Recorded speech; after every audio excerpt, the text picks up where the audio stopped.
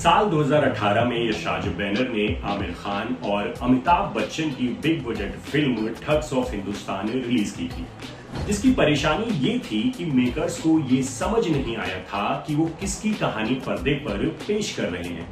Film का हाल हम सभी को पता है कि क्या हुआ था, लेकिन ऐसा लगता है कि यशराज बैनर ने ठग्स ऑफ हिंदुस्तान की असफलता से कुछ भी नहीं सीखा था और 7 साल बाद एक बार फिर से वही गलती वॉर 2 में दोहरा दी है।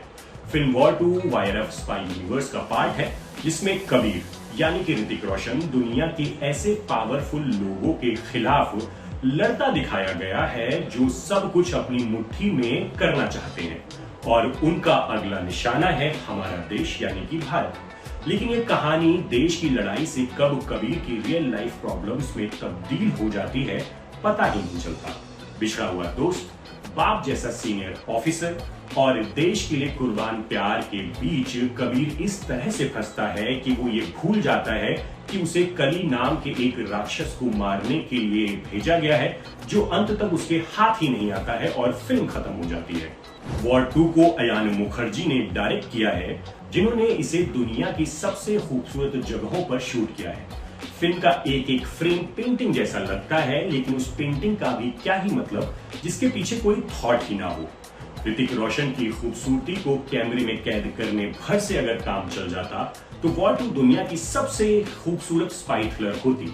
लेकिन परेशानी ये है कि ऑडियंस को मांगता है कहानी लो, क्योंकि कहानी ही किसी फिल्म की जान होती है, ना कि गुड लुकिंग एक्टर्स के किलर लुक्स। वैसे वॉर 2 के बोझिल होने का सारा दोष अयान मुखर्जी के ऊपर डालना गलत है, क्योंकि श्रीधर राघवन का स्लो और बिखरा हुआ स्क्रीन प्ले और अब्बास टायरवाला के बचकाने डायलॉग्स भी इसके लिए बराबर के जिम्मेदार हैं। जब एक डायरेक्टर को अच्छे सीन्स और दमदार डायलॉग्स ना मिले तो उससे स्क्रीन पर जादू बिखेरने की उम्मीद करना बेईमानी है। वॉर 2 की राइटिंग कितनी खराब है इसका अंदाजा आप इस बात से लगा सकते हैं कि जब जूनियर एनटीआर का किरदार पहली दफा अनिल कपूर के किरदार से मिलता है तो दोनों के बीच की डायलॉग बाजी आपको रेस 3 की याद दिलाती है और ऐसा लगता है कि अयान, श्रीधर और अब्बास ने वॉर 2 में रेस 3 को ट्रिब्यूट देने की ठानी हो।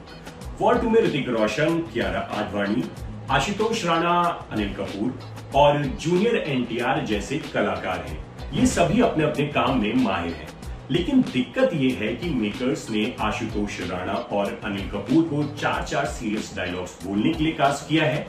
कियारा आडवाणी को टोन्ड बॉडी दिखाने के लिए कास्ट किया गया है।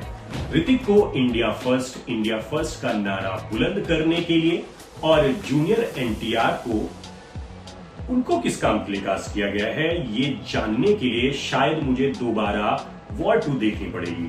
ऋतिक रोशन और जूनियर एनटीआर की जोड़ी पहली दफा पर्दे पर साथ दिखी है, जो पूरी तरह से डिसबैलेंस्ड है। मेकर्स ने ऋतिक के गुड लुक्स को अच्छी तरह से यूज किया है और वो पर्दे पर एक बार फिर से ड्रीम मैन लगे हैं, लेकिन परेशानी जूनियर एनटीआर की है, जो ऋतिक के सामने लुक्स के मामले में औसत से भी कम नजर आते हैं।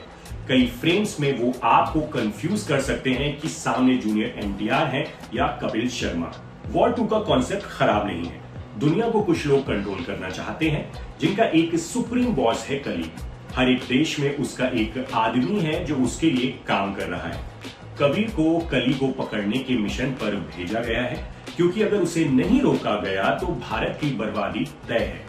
कबीर का मिशन क्लियर है, लेकिन उसका बीच में रिश्तों में फंस जाना गड़बड़ है।